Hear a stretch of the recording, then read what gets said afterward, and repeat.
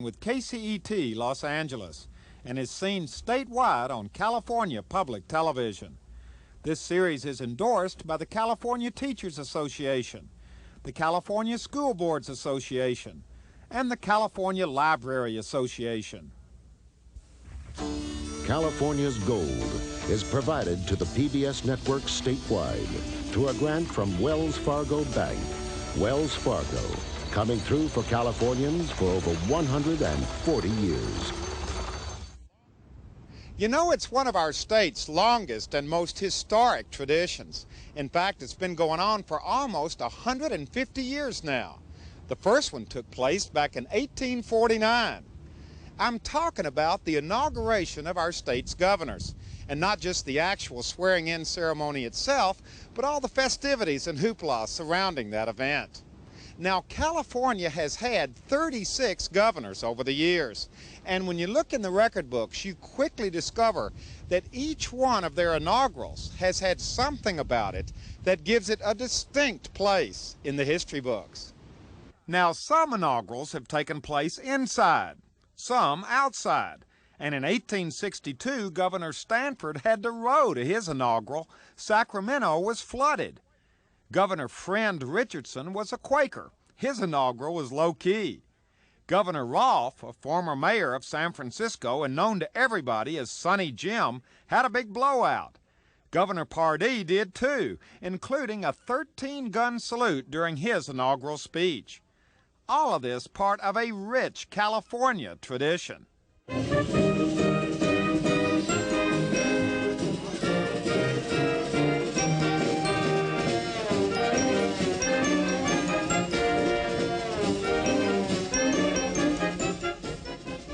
What about our governors and our state's history of inaugurals? What kind of a history do we have here? Well, I think the inaugural moments, some of them are fraught with tremendous sense of transformation and challenge like we have today. For instance, the last military governor, Governor Bennett Riley, who was an Army general, said to the civilians here at the beginning of the gold rush, "I'm tired of running civilians. I'm a military man."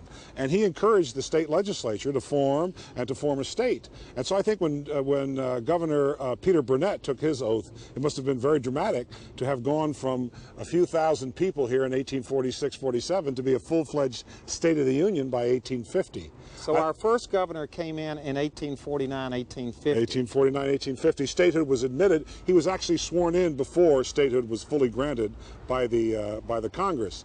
Then I think also when Governor Stanford took his oath at the outbreak of the Civil War, 1861-62, I think that was a very dramatic moment as to whether or not the Union would remain together. I think also a very dramatic time was Governor Earl Warren taking office in 1948 after the tremendous dislocations of World War II and when our population was en route to growing from 9 million to 20 million in less than 20 years. Governor Warren really didn't know whether California could handle this much growth. We had a great reserve from World War II, but we were faced with the unprecedented challenge of offering of homes, schools, parks, highways to millions of new Californians. Have inaugurals always belonged to the people? Have they always been kind of a populist event where people gathered in front of the state capitol or crowded in a room and cheered on their guy and... Yes and no. Yes, they were always open to the public, they were always available, but the attention was just mostly among elected officials and smaller groups. I think it's television, radio, but most dramatically television, which is going to take inaugurals, is taking inaugurals and making them much more dramatic. You know, the governors of California in the 19th, early 20th century were not that powerfully known, were not that relevant to personality. The first person, I think, in the 20th century to show the real power of the governorship was Hiram Johnson, who was elected and took office in 1911, and his inauguration address was powerful because he promised nothing less in that address than the total reform of California government. I take it, therefore, that the first duty that is mine to perform is to eliminate every private interest from the government.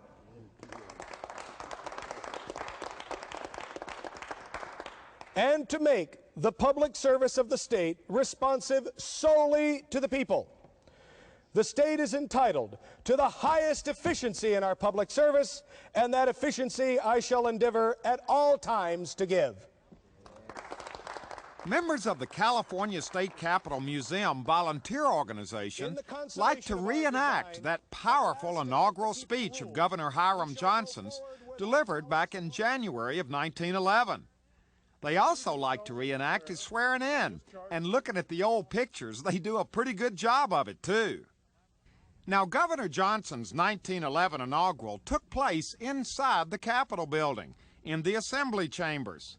And moving up in time, 48 years later, Governor Pat Brown took his oath of office inside the Capitol building, in those same chambers. We had the worst storm that weekend, just before that they'd ever had in the history of California. In fact, Pat's opening remarks when he gave his inaugural address was, "During the campaign, I promised you water, but not so much so soon." And they had to move it inside. Oh, so they were gonna have it outside. That's right. And they had to move it inside. Had to move it inside.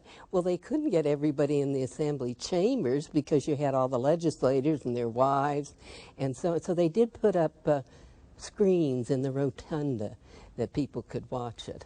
I see a picture here of you and your husband and Nat King Cole. Yes. You had him at the... Well, at the first inauguration, there are other pictures there that have some of the other entertainers, Frank Sinatra. Yeah, there's some. Yeah. Frank Sinatra, Jimmy Durante, Steve Allen. Yeah. Well, they entertained during the inauguration, you say. I mean, not the inaugural ball. Right. And there were three. There was one in the Civic Auditorium in Sacramento, and there was one of the hotels out on the highway there, and then the last one was out at the fairgrounds. So there were three, and they, put on their entertainment. That's marching in at one of the balls, and that's dancing at one of the balls. That's also the second. Is the governor a good dancer? No. If I had picked a husband for their dancing ability, and I loved to dance too, I wouldn't have picked him. No, he was not a good dancer. Here are the three daughters, dressed in very 60s attire. And if you look at the big hairdos, that was the era of, what do we call those, bubble hairdos? Bouffants. Bouffant, yeah. I've heard that word before. I think that's when they stopped wearing hats because they wouldn't fit over the hair. When you look back at this, at these pictures, and think back of these inaugurals, what thoughts go through your mind about those years, those occasions, those moments in your life? Well, different things. I mean, it was certainly a very interesting period in my life, and it had its ups, and of course it had some downs too. Like I'm thinking in particular of the Chessman case, which was a real down. But there was never a dull moment, I can tell you that. Hello. Hello, how are you doing? How nice to see you. Well, we are here to talk about the inaugurals. Inaugurals past. Inaugurals past, Yes. specifically the two inaugurals your father had as governor of California. Yes. And as I walked into your backyard, the first thing I saw was this. Yes, well, this is one of the decorations from the first inaugural. At the Armory, where the ball was held, they had these, I don't remember how many of them, all around the walls. They're 4 feet in diameter. They're wood, they're hand-painted. And not too long after the inaugural, I read in the paper, in 1967, that they wanted to sell them for $50 each. And so I called a friend in Sacramento and said, I want one. And he called me back and said, they want 50, they'll take 10. I said, sold. So I said, this is going to be a great patio table. And for 20 years, I hid this in people's garages, under my bed, in the back of closets, every place. And exactly 20 years later, in 1987, when we bought this house, it became a patio table. Well, this is a part, let's be seated here for just a second.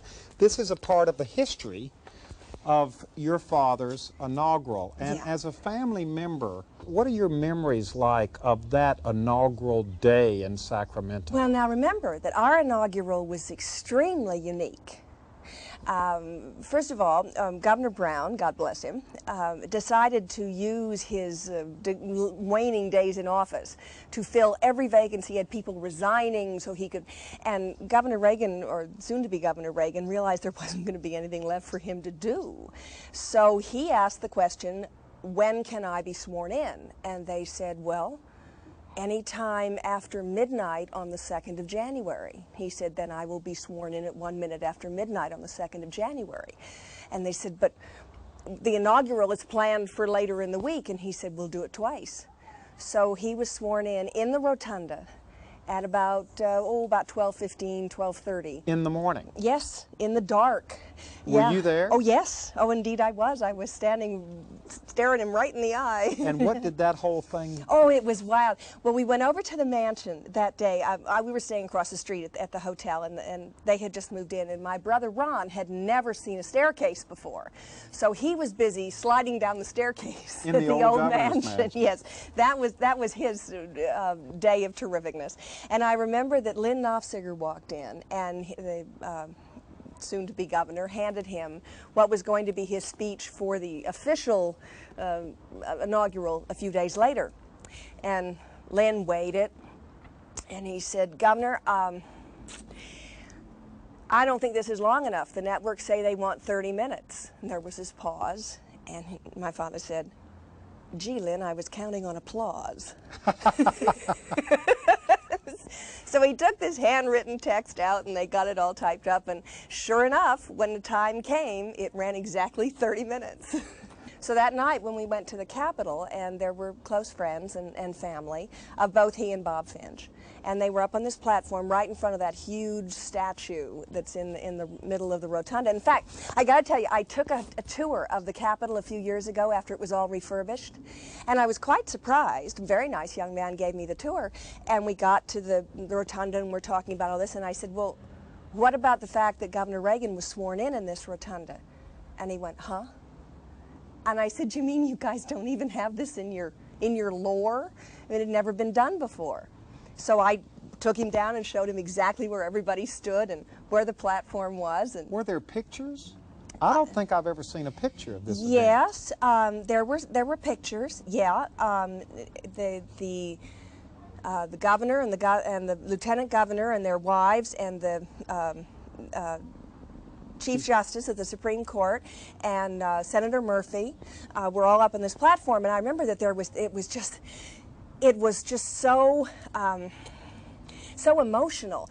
There was a choir from USC that was up on the next level, and so sort of out of the darkness came this ethereal music. At 12:15 in the morning? Yes! This is all going on in the middle of the night. And so it was amazing, and I looked at, exchanged glances with my father, and we both kind of gulped back a few tears, and when he got up to just make a few remarks, he wasn't going to make a whole speech, but he was just, wanted to kind of break this real tension that was starting to build, and he looked at Senator Murphy and he said, well, Murph, we're on the Late Show again. I'd heard this story about being sworn in late at night, but I thought it was just a small private thing. I had no idea there was a choir there. Oh, yes, there was a choir. And the whole thing must have been very surreal. Oh, it was. It was just incredible. And then we all walked up on the platform and shook their hands, and of course I gave him a big hug. I've never been very good at shaking his hand.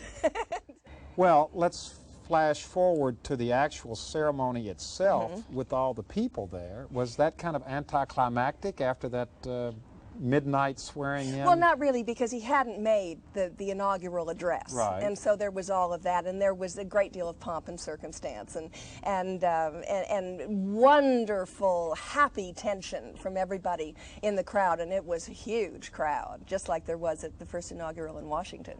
So it was very exciting, but it was not that kind of surreal and tense moment that had been that night. That was just something that I'll just never forget. Governor, when you got ready to plan your inaugural in 1975, what did you do in preparation? Not only for the actual speech itself, but for the ceremonies surrounding the inaugural. I looked at the reports, the histories of other inaugurations, the inauguration of Jefferson, for example, where he walked in the mud.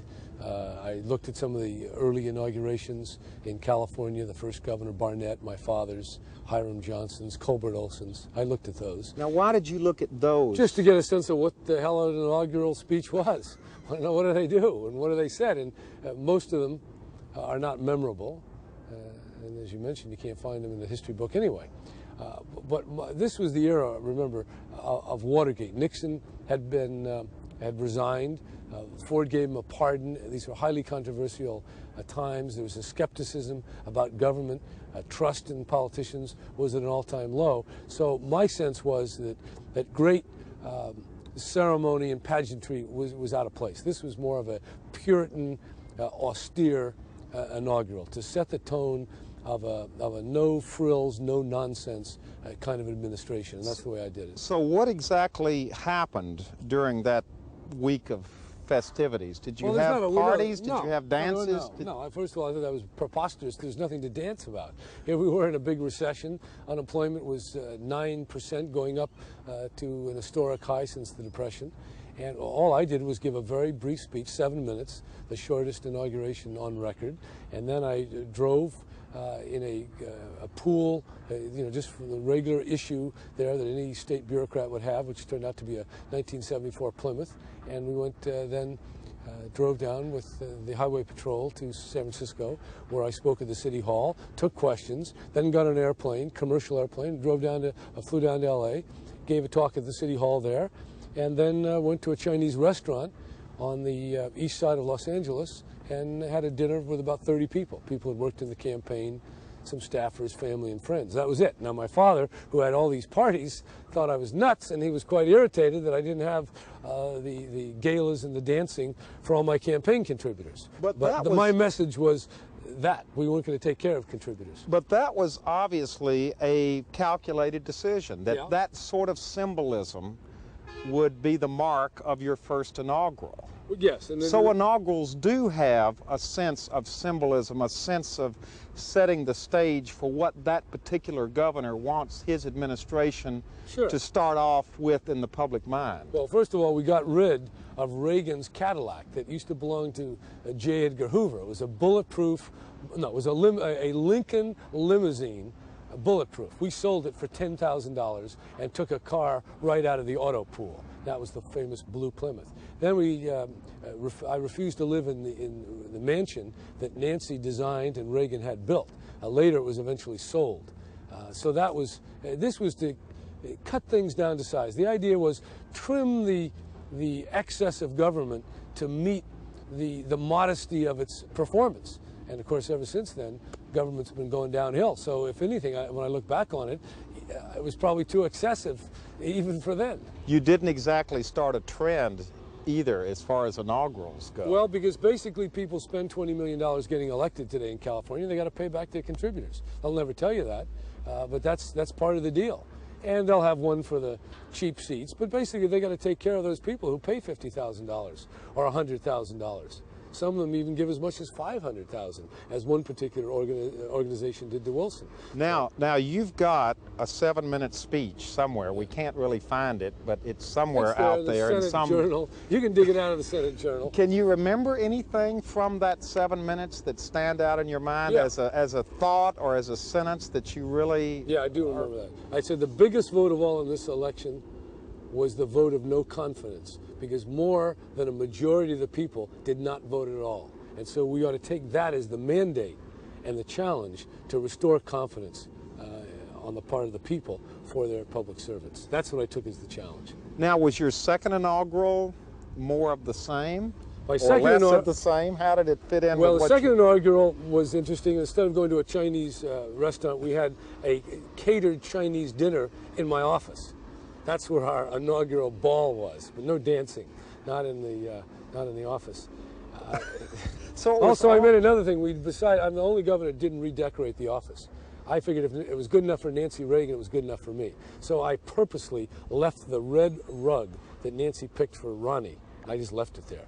And finally, Deukmejian ripped it up and spent I don't know how many hundreds of thousands of dollars.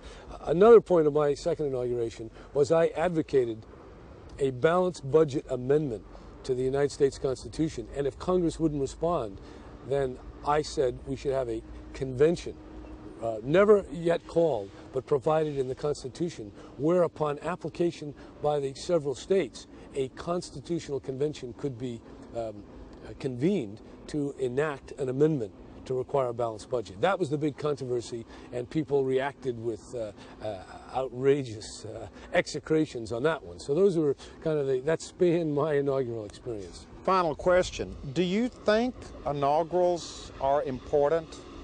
Do you think they leave any sort of a legacy, that the speeches are worth reading, that the ceremonies are worth looking into? I mean, what is the significance of an inaugural? Why even have them at all? Why even go to a Chinese restaurant? I mean, why not just be sworn in and get right on with the I think pageantry is important, ceremony.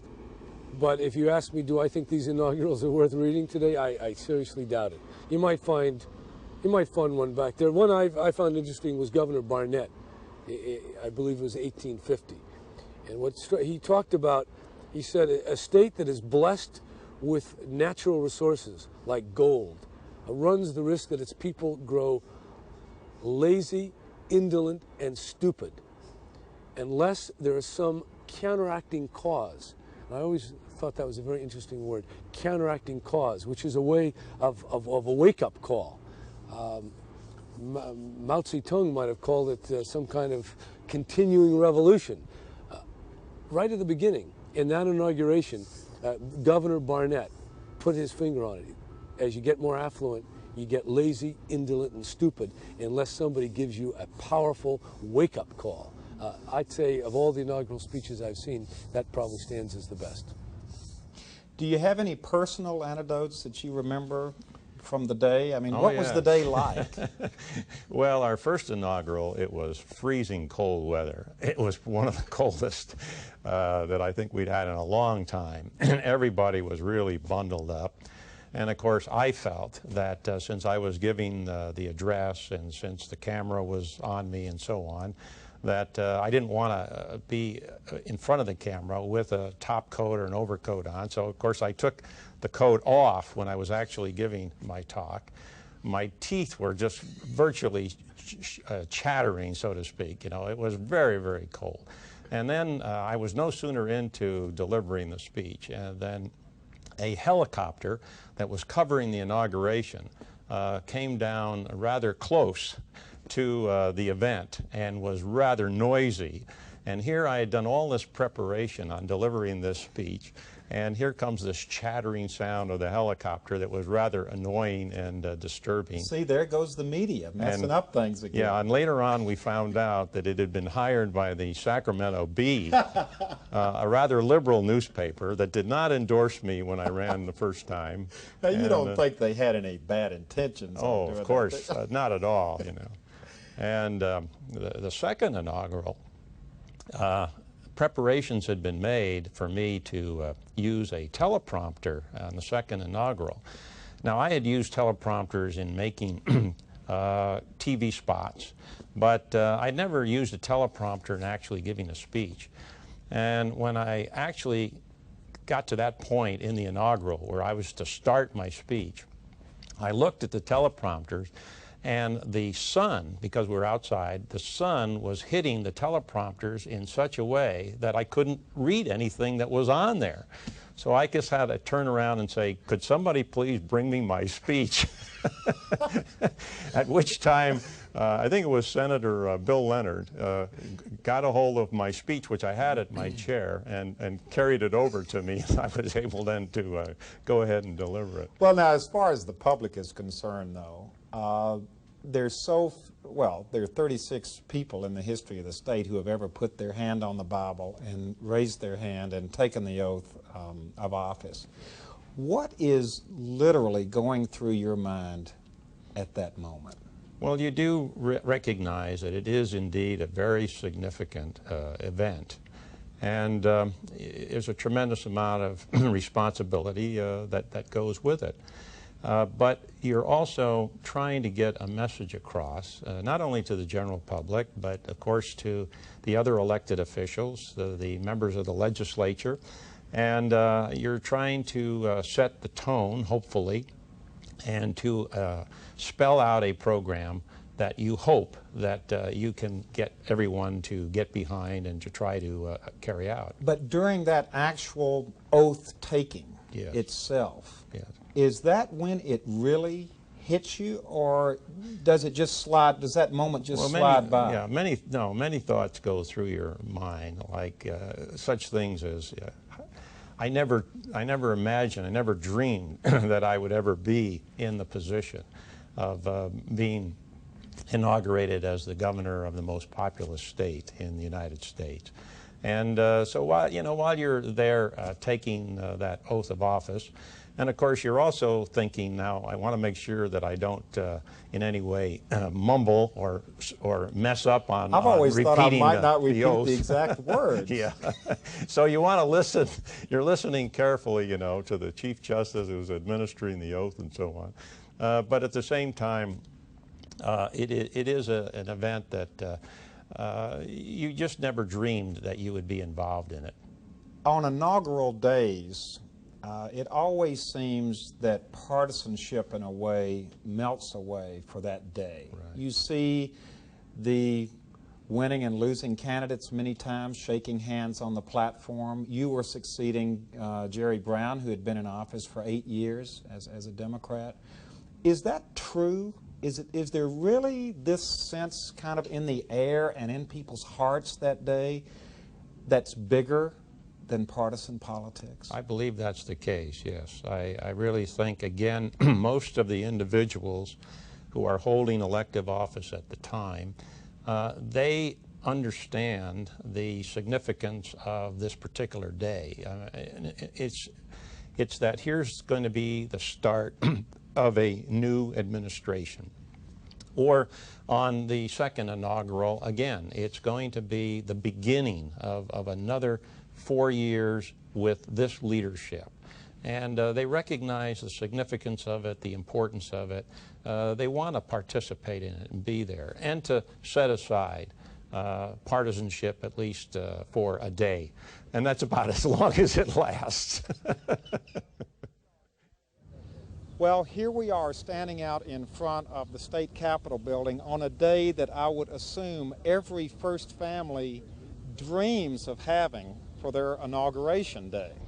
Beautiful, sunny, slightly cool. We hope it's going to be just like this. Now, 4 years ago you hoped it was going to be like this, and it didn't quite turn out that way. What happened with the weather? Was it bad all week? Was it pretty the day before? No, I think if you remember, we were in a serious drought situation. No one could have possibly predicted that we were going to have rain. The night before the inaugural, we were on our way to the gala. It's beginning to mist a little bit. The decorations are up. We know that we have to make a decision to move it inside by probably 2 in the morning.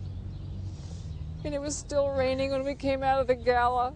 So the decision was made the night before, and everything was then moved into the rotunda. And it's a real shame because I've seen pictures of the way the front of the Capitol looked. It was quite beautiful.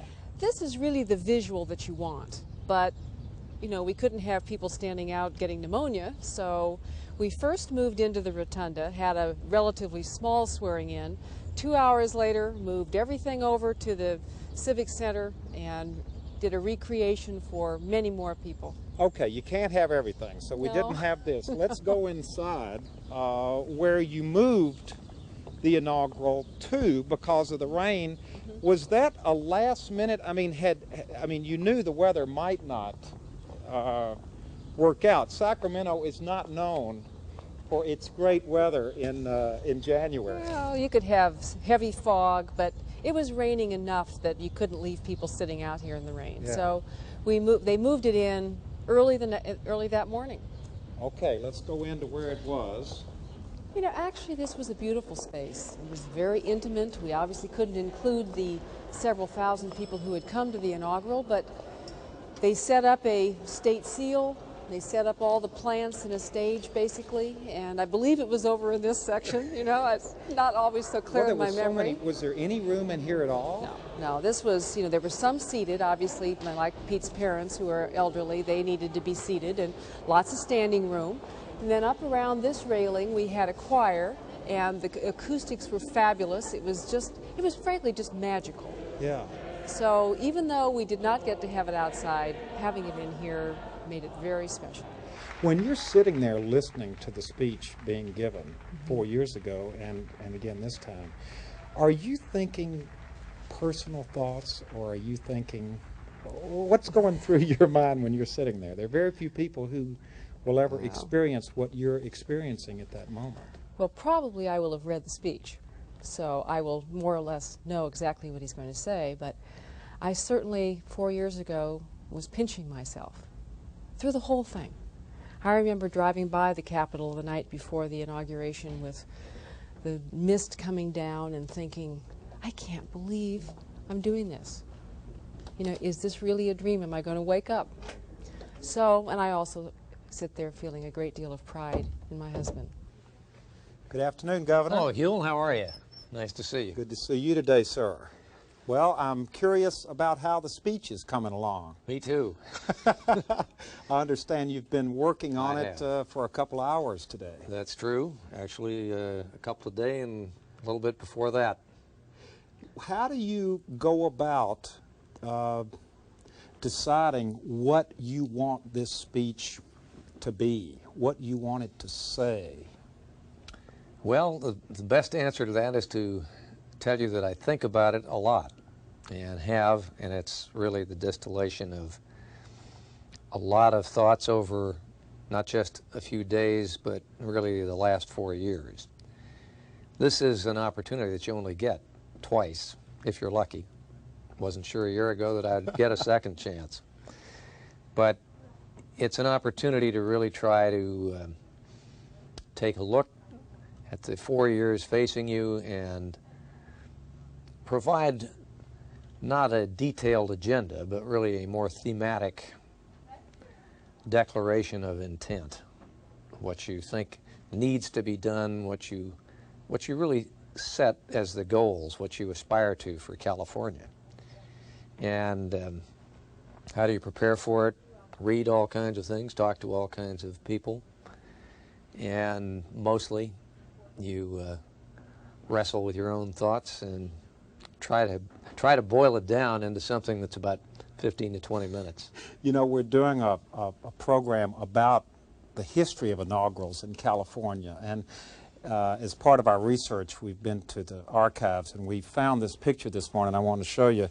This is Reagan's second inaugural, and there in the back... Oh, I recognize that child. There you are back there. God. Do you remember that day? Was I ever that young?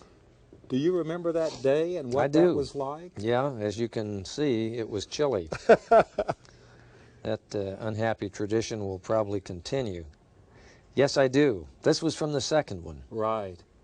Now, when you were standing there watching Governor Reagan, were the thoughts someday that you might be where he was? Well, it's no secret that I have always aspired to the job. Some would say hungered for it. They'd be right. I've always wanted to do it, and in fact set after that prize some years earlier than I received it. But on that particular day, why, I think I was listening to what he had to say and trying to really, in a much more immediate sense, make sense of it for my constituents. But I can't recall. I may very well have thought that day it would be nice to have the opportunity to do this once myself. Now, is this where you do your work most of the time in here? In this? Most of the time. This is the cabinet room, interestingly named for Ronald Reagan. His portrait is down there, and there is a plaque that marks this as the Ronald Reagan cabinet room. The so-called corner office, about which you hear a great deal, is right back through here, and this is the room where we do most of the meetings, and I find that I wind up spending most of my time out there. This is the corner office named for the obvious reason that it is the corner of the building, but it's come to have the same kind of symbolic significance within the state capitol that Oval Office does in identifying the White House. This is part of a building that really was added on, not part of the original capitol. In fact, one of my cabinet officers, Dean Dunphy, is convinced that as a young sailor in World War II, he proposed to his bride somewhere where this edifice now stands. We have covered that historic landmark with this suite of offices, but this, of course, was not part of the original Capitol building, and was not, I might add, restored to the luster that the old Capitol enjoys. You're a student of history. I know you love history. I know you love California history. Do you ever wonder, we're talking about your inaugural speech again, do you ever wonder 100 years from now when some political science student is going through the archives over across the street and they pop up your inaugural speech, 1995, up on whatever technology they're using then? It will have to be a political science student. I don't delude myself that that anybody else is going to linger lovingly over it as we are right now. What do you think? Will it be a document? Will it be a speech that will give a clue, that will give a sense of where we were in California in 1995 and where we were going, what our dreams were, what our future was all about? Where do you think that will fit in the picture? I think it will. I think that it will describe what I see as the needs and the challenges. It will note where we fall short of what California really deserves to be, and how we must take action to really achieve the kind of California for our children and theirs that I think is not only possible, but something that we should not, well, we shouldn't settle for less. I talked with former Governor Jerry Brown, who was very proud of the fact that he holds the record for the shortest inaugural speech in history, 7 minutes. Where do you And some say it was too long. Is there a debate among you and your advisors as to should this be 10 minutes or 20 minutes, or let's don't put that in, or let's take that out, this is getting too long? There's a general rule that you cannot, you shouldn't overtax people, and you shouldn't overtax their patience or their endurance. A long speech is a challenge to the speaker and even more to the listeners. And yet there is a great temptation because of the importance that people attach to their own words and their own work to fall victim to that temptation. Looks like you're going to get rained out for the second time. That's a tradition I could dispense with. Thank you very much. Good luck on Saturday. Thank you, Huell. May I take the picture back? I'll get a copy of it to you. Yeah, I'd love to have a copy. Have you seen this? No. Nope. I really haven't. We'll get this blown up and send it back to you. Yeah, we could. How in the hell did you ever spot me? There you are. Next to Charlie Warren. Oh my God, do you know who this is? It's Vasco. Look at that. This is great. See, it's a moment of history. It sure is. Ed Reinecke and Gene and Nancy. We're really finding some neat stuff doing this show. We really are. This old sergeant, my golly, I haven't seen him in years. Well, thank you, sir. I'll blow it up and send it to you. Okay, thank you. Good luck. Thanks, Huell.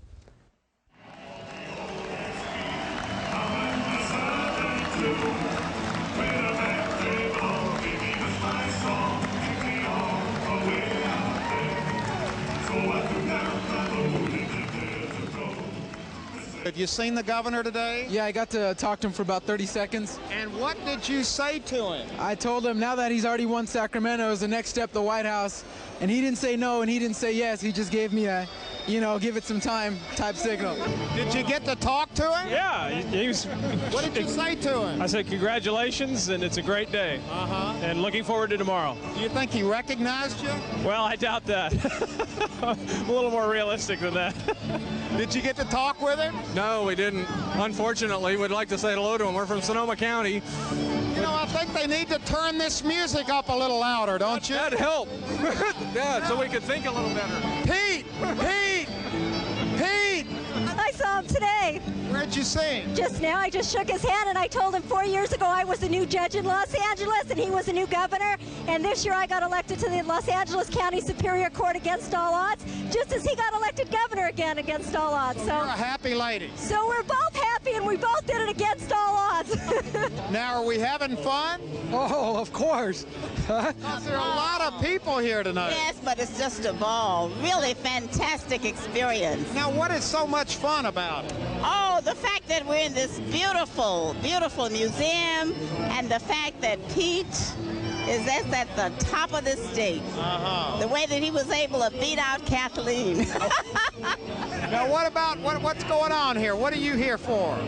I'm here to celebrate the governor's re-election, that miracle election. Now, I'm watching you take these pictures. What is your, I guess we should introduce you first. I'm Tina Edlund. I'm Gail Wilson's sister. So you are the sister of our state's first lady. You bet. You are also the official family photographer, right? That's correct, I am. Now, what do you do with these pictures? Well, our mother's 85 years old and still lives in Arizona, so I go home, put them together, and then she has an opportunity to share the event with us even though she's not here, and then I give the photo album eventually to Gail and Pete. Now, did you take a photo album for the first inaugural as well? I did, and then I followed them along on the last election for the weekend before the election and put a photo album together for them for that also. Yes. Now, are you a good photographer, or are these just kind of your usual family photographs here? I'm a good photographer. You wouldn't question me on that. No, I was just curious if they turned out really well. They turned out excellent. Great. And these will too. Now, as the Wilson son, are you able to move around without a lot of people recognizing who you are? Oh yeah. No one ever recognizes me. Once in a while, at school I hear something. Once in a while, someone will recognize me, but I go pretty incognito. It's the way I like it. But do you have to go to all the events? No, I don't. I go to usually the ones I want to go to tell you the truth. But being in school, I'm really too busy to go to all of them anyway. So but this is something obviously I wouldn't miss and be part of. Well, you've lost your date. I don't know where she is. She's over here somewhere. Here's your brother. Hi, I'm Todd Graham. Yeah, what are your duties? Well, like my brother said, I think it's to wave and smile a lot. We're getting pretty good at it. So yeah. So is there a political future for you as well?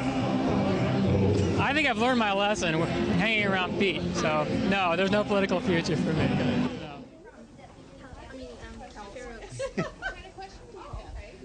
Now here's the lady who normally sits right out here at the front desk and greets everyone when they come in. What are people's reactions when they walk in the governor's office for the first time? Well, most people are surprised that they can come in, first of all, and they're honored, and they think the office is very beautiful. A lot of things we take for granted because we see it every day, but they're awed by the office, actually. Well, now, usually when you come in, you can come this far or into this room, but you can't go around into the private office. Exactly. If we don't have any meetings in the council room or the conference room, then everyone is welcome to come in, but everyone can also come into the reception area. But that's usually as far as they can go. Yeah, so this is a first. This is a first. It's something you all take for granted, but it really means a lot to the rest of us. Especially to the children. Children are really, really impressed by this. What is it you think impresses them so much? Well, just to be able to go into the governor's office, because in a lot of places you cannot even go into the governor's office. Yeah. So it's open. Yeah. And we're friendly too. What kind of questions are you getting today? Mostly about pictures on the walls, things like Christy Yamaguchi, Mary Hart. People are interested. Here we go, right here. And of course the Terminator, Arnold Schwarzenegger with the governor. It's very popular. So everybody likes the pictures. Very interested in the pictures, the appointments unit, how do I apply for a job in the administration, things like that. People looking for jobs. They seem to be. What do you tell them? Here's an application form. Oh, here we go. We're back in the governor's office. What are people asking the most? Where is the chess set from? Who the baseball belongs to? Really? Yeah. So they're noticing little detail. Yes, they are. And you know the answers, of course, to all those questions. Of course. Where is the baseball from? San Diego Padres, of course. Any other team? Do you have a message you would like to give Doris, to give to the governor directly? Just be strong. Be strong. He is, but I'll tell him that you feel that way. All his propositions and everything, just be strong, yeah. And with Newt in Washington and with Pete Wilson, there's a lot of good Now we're getting a political speech here. Well, belonging to the Republican Club, you know, you have to. You know, it's our time, and we're looking for changes. So this could go on. No, I don't want it to go on, but it's been interesting. Thank you. She's definitely a Republican. It is interesting to see people's reactions to things that maybe you take for granted here every day. It is, and it gives us an opportunity also to reflect on the opportunity that we have to serve the people and the governor and try and get things done for the state. Golden State, go for gold. Nobel's, Oscars, vision bold. We've got 4 more. Brought up the score. We beat the California Blues. We beat the California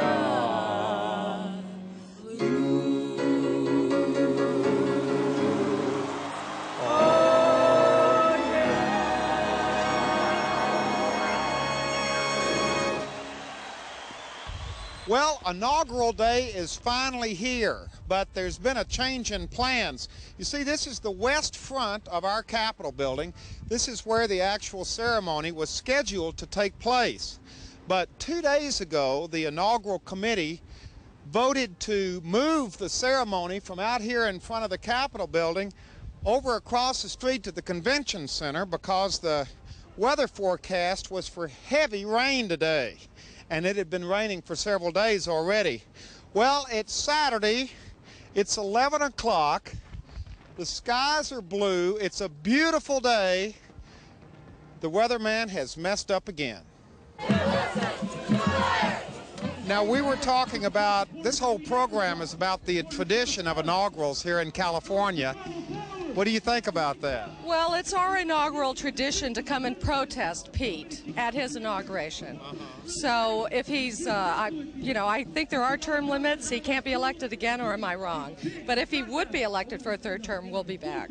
So it's important to us to get the message out. Well, this is part of the California tradition then. That's true. Freedom of speech, the freest. Mayor? Well, we were just saying this is part of the tradition of California politics as well, I guess, isn't it?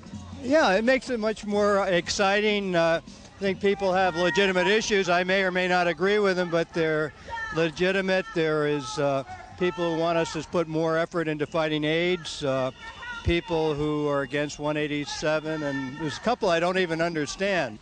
Good morning.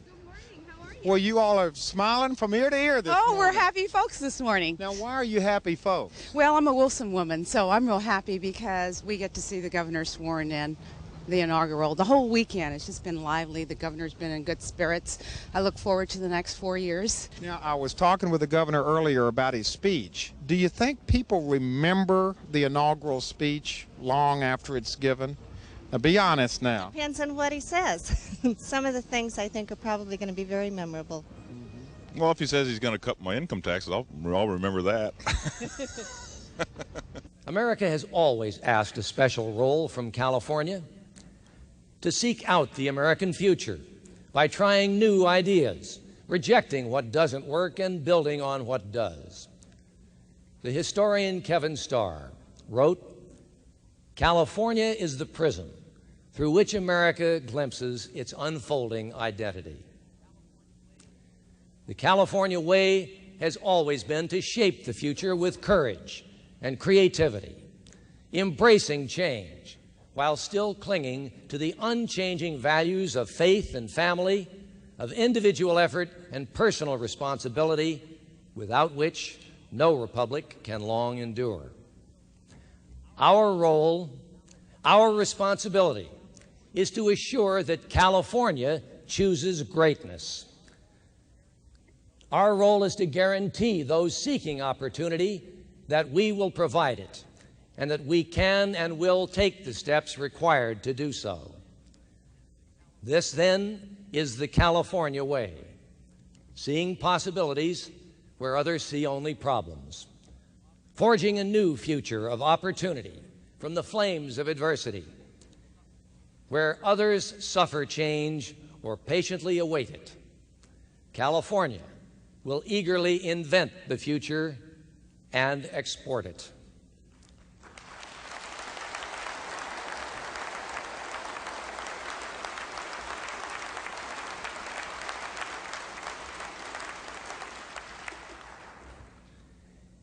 In a time of grave peril, Abraham Lincoln declared, "The occasion is piled high with difficulty, and we must rise with the occasion." Time and again, America has seen California rise with the occasion and triumph over peril. Through every difficulty, California has offered a dream to be realized. We will make real again the dream of a republic where work is respected and rewarded, where every right is balanced by responsibility, where freedom thrives and opportunity burns bright.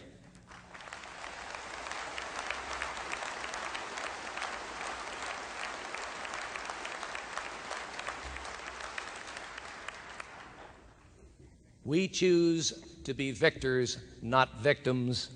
We are, after all, Californians. What'd you think of the speech? I think it was vintage Wilson, prelude to 1996. What do you mean vintage Wilson? He was at his best. I think he's laying the groundwork for the presidency. It was absolutely right on. What do you mean right on? Well, you know, California really needs a turnaround. And we have so many problems in this state, and the governor has hit every one of them. And I think he's going to turn it around. What'd you think of the speech? I thought it was a great speech. What do you mean a great speech? I mean a great speech. What qualifies I thought the governor defined what California needs to have done in eloquent words, and was a great speech. Great speech? It was wonderful. Good speech? Great speech. Everybody says great speech. Yes, it was great. He said everything I would. Man's got it together. What makes a great speech? A great speech is saying everything that needs to be said that I agree with. I think that when people leave here, they're going to feel that they had a good party, but maybe they had a sense of what California is about, where it's been, and which they all know because they've lived through it, but also where it's going. And so the inauguration of Governor Pete Wilson, our state's 36th governor for his second full four-year term, is now in the record books.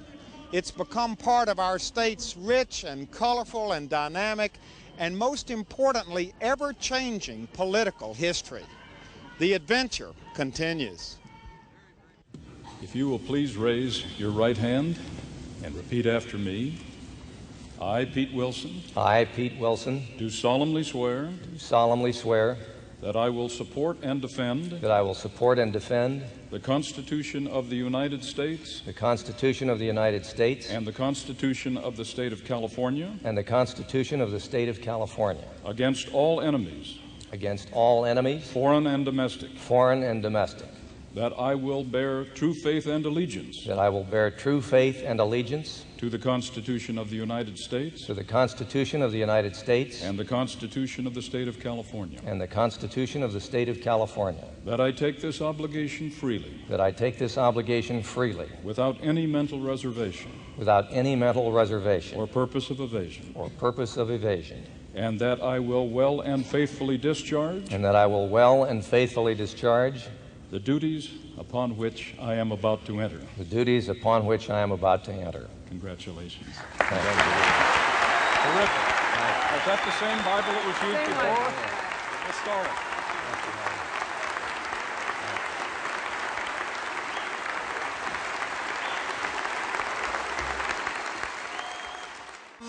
Pete had his challenges, sure, that really can't be denied. In fact, 'twas in his first term that he was tested and tried. He kept his eye on the goal, and without missing a beat, Pete's leading California to get back on its feet. Now the election is done, the votes are counted, and then a second term as our governor. Yes, you chose Pete again, and you will have to admit that, oh, this victory is sweet.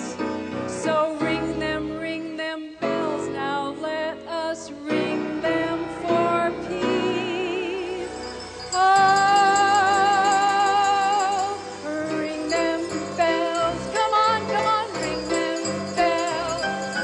Make them sing and really ring them bells. It's such a happy day to hear them ting-a-ling.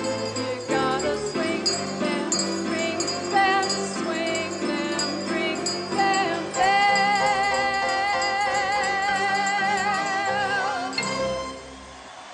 Woo! Thank you very much. California's gold is provided to the PBS network statewide through a grant from Wells Fargo Bank. Wells Fargo, coming through for Californians for over 140 years. Hi, this is Huell Howser, and if you enjoyed our California's Gold inaugural special, saluting the governors of California, and would like to see it again or share it with your family and friends, it's available on video cassette. And with every tape sent out, we'll contribute $5 to the California State Library Foundation's Families for Literacy program. So just call 1-800-266-KPBS. That's 1-800-266-5727, and we'll send it to you right away.